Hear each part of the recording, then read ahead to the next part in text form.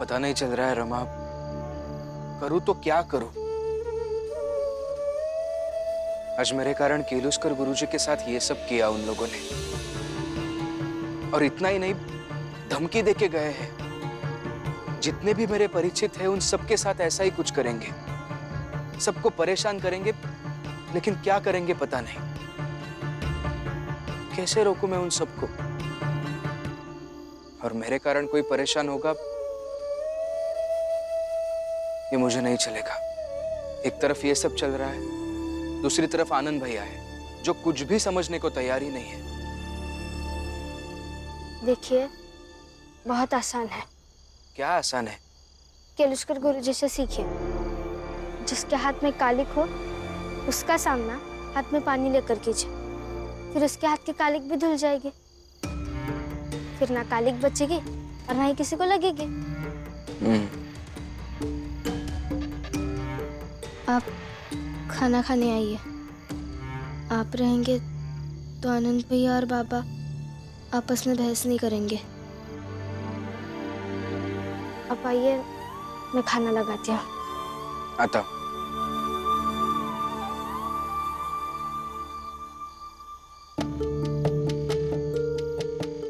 समझ में ही नहीं आ रहा है कि क्या करूं। रमा ने भी सही कहा है। भीमराव,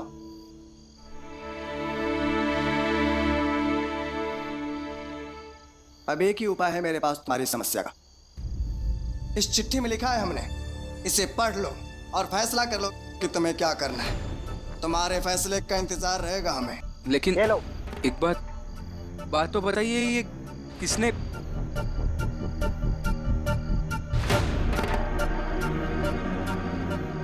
भीमराव, अगर तुम सच में गद्दार नहीं हो, अगर सच में हम मान ले कि आनंद का फौज में भर्ती होना तुम्हें बिल्कुल पसंद नहीं है, तो आकर तुम क्रांतिकारी बन जाओ, हमसे जुड़ जाओ। कह रहा हूं चालाकी नहीं। कल सुबह ठीक 8 बजे खाली मैदान आ जाना।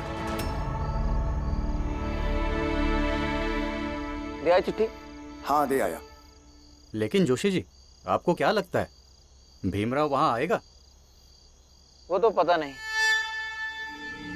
आना या ना आना ये उसकी मर्जी होगी। बस तुम लोग तैयार रहना। हम तैयार रहेंगे।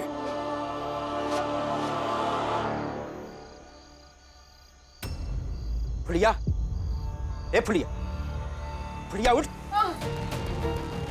क्या है, अब तो घर के बाहर सो रहे हैं। अब क्या परेशानी हो गई? वो एक ठो बात कहनी है हमको तुमसे। कहो। देख, तई घर छोड़ के चली जा। क्या? हम घर छोड़ के चल जाएं? घर अकेले तुम्हारा नहीं है, हमारी भी बराबरी की हिस्सेदारी है। घर का सारा साज सज्जा का सामान से लेके जरूरत का हर सामान बनाए में हमरो पैसा लगा है। इसलिए हम तो घर छोड़ के नहीं जाएंगे। बाकी घर में कलेश ना हो, इसलिए घर के बाहर हम यहाँ सो रहे थे, लेकिन अब तक यहाँ नहीं सोएंगे, अब तक घरे में सोएंगे। जो करे क्या कर लो, जाओ हटो। अब सुन, अब तक आराम से ऐसे बोलत रहे कि चुपचाप यहाँ से निकाल ले, तुम्हारा और हमारा किस्सा हो जाए खत्म।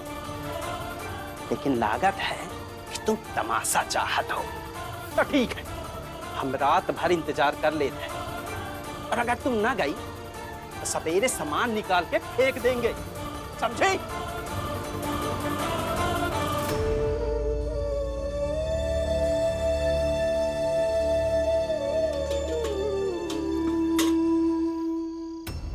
आनंद, फौज में नौकरी करने के बाद तुम इस घर से अलग रहना। बाबा,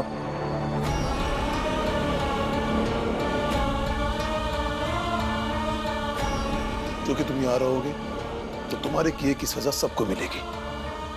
कैसी बातें कर रहे हैं आप? भीम बाबू, आप रहने दीजिए। पापा ने कहा है तो सही होगा। नहीं, आनंद ये घर छोड़कर कहीं नहीं जाएगा। बाबा, परसों पहली बार फौज की वर्दी पहनकर नौकरी पर जाना है। सामान भी लेकर ही जाऊंगा। अगर कुछ और कहना है तो कह दीजिए, सामने हूं आपके।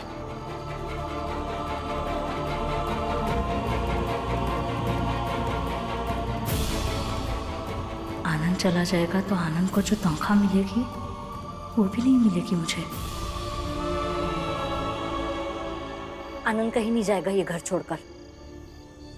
इस घर में मेरा भी तो कोई कोना होगा ना, उस कोने में रह लेंगे लक्ष्मी और आनंद। क्यों? क्योंकि आनंद की पूरी तनख्वाह तुझे मिल सके इसलिए? दीदी, आप इस मसले में ना ही बोले तो अच्छा होगा। इस मसले पर कोई ना बोले तो अच्छा है। और मीरा से बात करने का तरीका सीख लो। शांति से खाना खाओ। भीम के अलावा किसी मसले पर बात कहाँ करनी होती है आपको? करता हूं ना। सब्जी बहुत तीखी बनी है, लगता है आज सब्जी में मिर्च बहुत ज्यादा डाली है, या बनाने वाली का स्वभाव तीखा हो गया है। और कुछ कहूं? थोड़ी शांति चाहिए बस।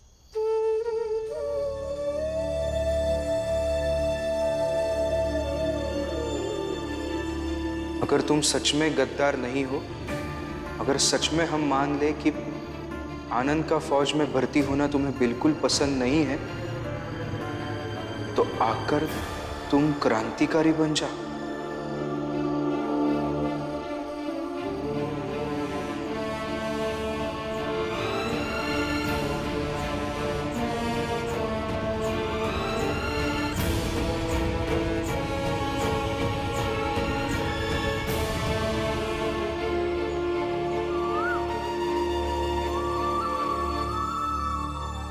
शायद यही वो खाली मैदान होगा, लेकिन इतनी सुनसान जगह पर क्यों बुलाया है मुझे?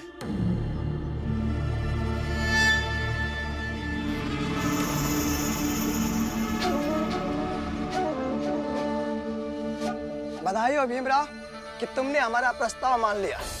अब तुम्हें कोई गद्दार नहीं कहेगा, और तुम्हें यह भी नहीं देखना होगा कि तुम्हारे घर वाले और तुम्हारे परिचित के लोगों को बेइज्जती का सामना करना पड़े। देखिए, मैंने बहुत सोचा। आप लोग बहुत अच्छा काम कर रहे हैं। आपकी लड़ाई बहुत बड़ी है, और अगर ये एक ही तरीका है जिससे आप मुझे गद्दार नहीं कहेंगे, तो माफ कीजिए, मुझे ये तरीका मंजूर नहीं है। मैं आप सबके साथ शामिल नहीं हो सकता। फिर चाहे आप मेरे साथ, मेरे परिवार के साथ जो कुछ भी करेंगे, मैं उस सब से लड़ने के लिए तैयार हूं। फिर हमारी क्रांति के लिए तुम्हारी भी आहुति देनी पड़ेगी। और बिना रक्त के क्रांति कैसी? मतलब आप ये क्या कर रही है? छोड़िए, छोड़िए आप। अरे नहीं, नहीं, अरे आप ऐसा क्यों कर रहे हैं? आप सब एक सच्चे योद्धा है ना? मुझे बेवजह मारकर आपकी आजादी की लड़ाई पर कलंक क्यों लगाना चाहते हैं? बेवकूफ भीमराव, ये सारे सच्चे क्रांतिकारी नहीं हैं, बस तुम्हें मारने के लिए क्रांतिकारी बने हैं। छोड़िए मुझे। भीमराव, तुम्हारी गद्दारी की सजा अब मिलेगी। और सजा मिली जाएगी तुम्हारी जान।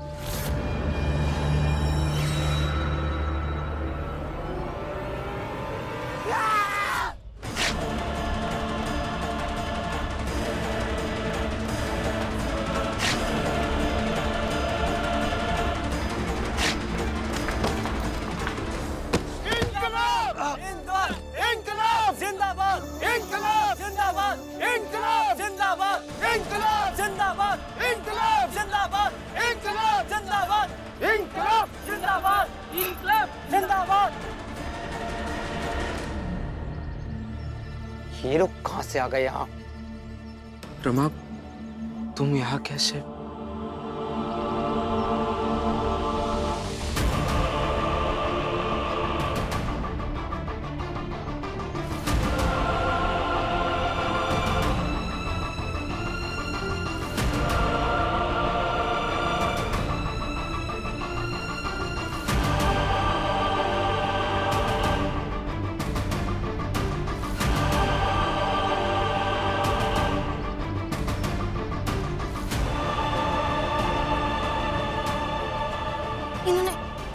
कि मेरे पति को चिट्ठी दी थी और मैंने जो जो बताया इन्होंने ही किया है सब। हम सब हिंदुस्तान के मूल्यों का सम्मान करते हैं और जो हिंदुस्तान के मूल्यों का सम्मान नहीं करता वो क्रांतिकारी नहीं हो सकता। तुम लोग क्रांतिकारी नहीं हो। नहीं, हम क्रांतिकारी हैं। तुम लोग किस क्रांतिकारी समूह के लिए काम करते हो? बोलो, चुप क्यों हो? पकड़ो इनको। ये लोग क्रांतिकारी नहीं हो सकते। इन्होंने हमारी लड़ाई और नाम के साथ विश्वासघात किया है।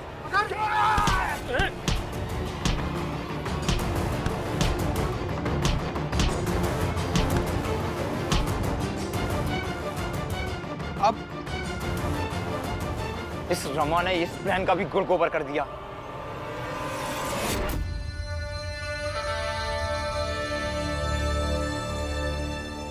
आपके हर बुराई का अंत ये रमा ही करेगी।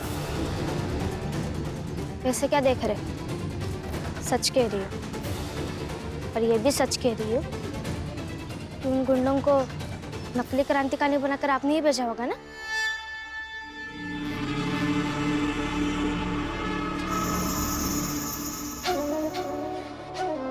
देखो रमाबाई, ऐसा है कि जानते हैं आप, क्रांतिकारियों के साथ साथ इस देश को भी बदनाम कर रहे हैं आप।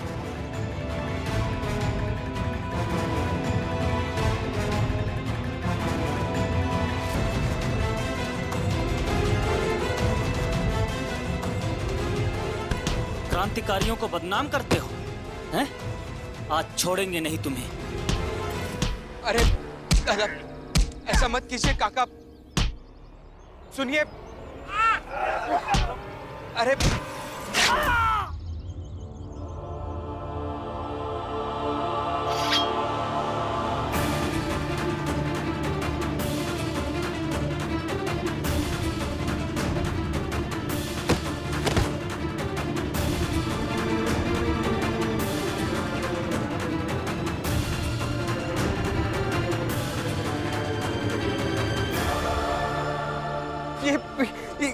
जल्दी से अस्पताल लेके जाना होगा इन्हें।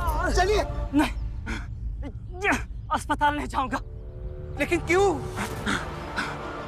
अगर अस्पताल गया तो अंग्रेजी हुकूमत को पता चल जाएगा। उन्हें पता चल गया तो हम सबको गिरफ्तार कर लेंगे। तो इनके घाव का करेंगे क्या? घर ले चलते हैं घर। पापा को पता है जब डॉक्टर नहीं होते तो क्या करना है। चलिए चलिए, उठाइए, चलिए, उठाइए।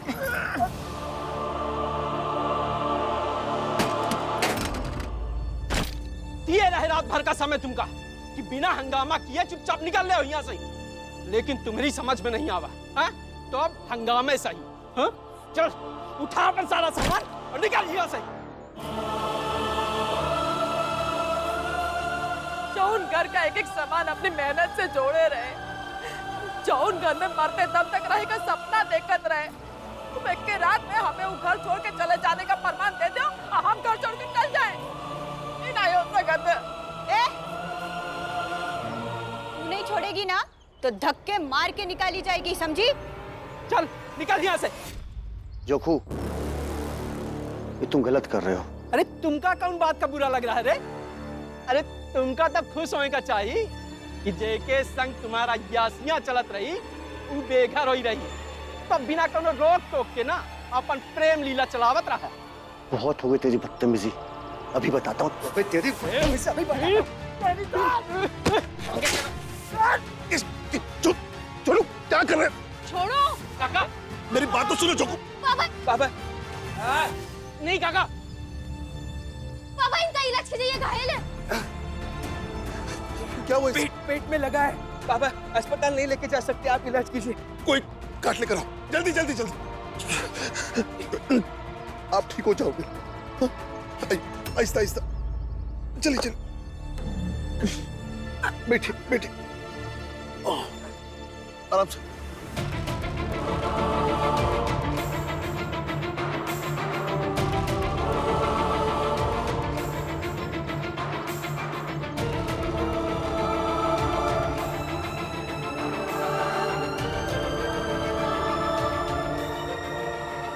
रमा, गर्म पानी और साफ कपड़ा लेकर आओ, जल्दी।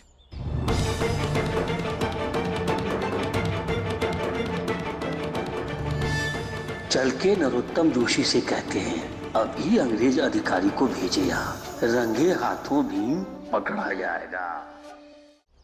सेठ जी, क्या हुआ जोशी जी? काम हुआ? हाँ काम हुआ। एक भी काम ढंग से नहीं कर सकते आपके आदमी।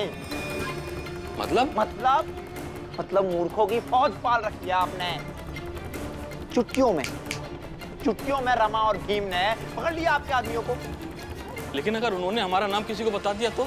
सेठ जी अरे चुप हो, तुम लोग यहाँ क्या कर रहे हो? सेठ जी, हम लोग किसी तरह भाग कर वहां से आए, हमें कुछ पैसे और दे दीजिए ताकि हम दोनों जाकर कहीं छिप सके। सेठ जी, हम लोग पुलिस के हाथों नहीं आना चाहते। ठीक है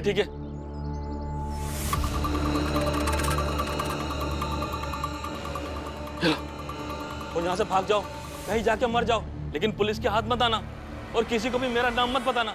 जाओ यहाँ से। ठहरो।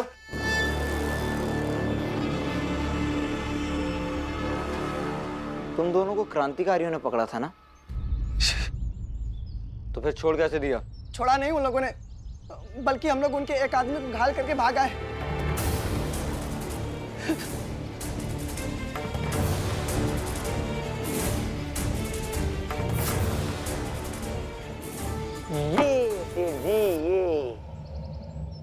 ये हुई ना बात। अब आया है ऊंट पहाड़ के नीचे। वो लोग घायल हैं, अस्पताल जा नहीं सकते। और जहां तक मैं उस भीमराव को जानता हूं सेठ जी, वो उन्हें अपने घर ले गया होगा इलाज के लिए। अब मुझे बस पुलिस को भीमराव के घर लेकर जाना है। उस भीमराव को रंगे हाथों क्रांतिकारियों की मदद करते हुए पकड़वा दूं तो भीमराव और उसका परिवार जेल के पीछे।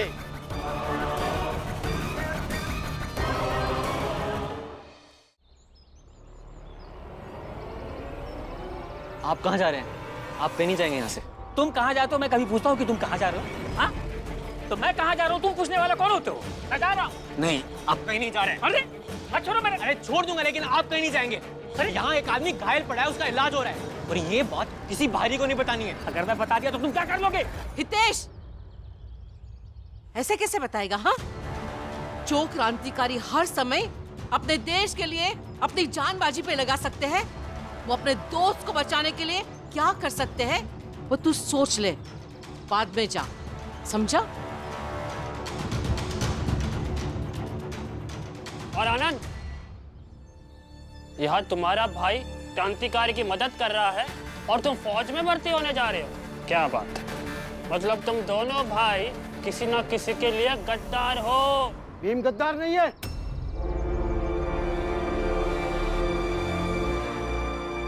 उसने साबित कर दिया है, बल्कि क्रांतिकारी के नाम पर भीम के साथ गलत हो रहा है। बाबा,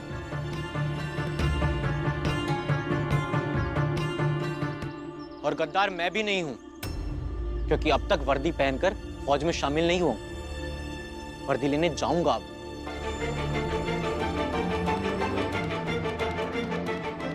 और भीम, जब तक मैं वर्दी नहीं पहन लेता तब तक इस क्रांतिकारी को ठीक करके यहां से भेज देना तू, क्योंकि एक बार फौज की नौकरी के बाद मैं तेरी मदद नहीं कर पाऊंगा इस मामले में। और शायद मैं ही किसी अंग्रेज अधिकारी को ये सूचना दे दूंगा कि हमारे चौल में एक क्रांतिकारी का इलाज हो रहा है।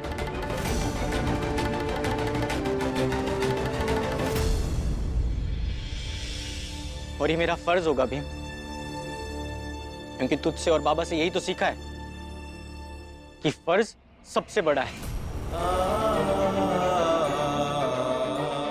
तुम अपना फर्ज निभाऊंगा।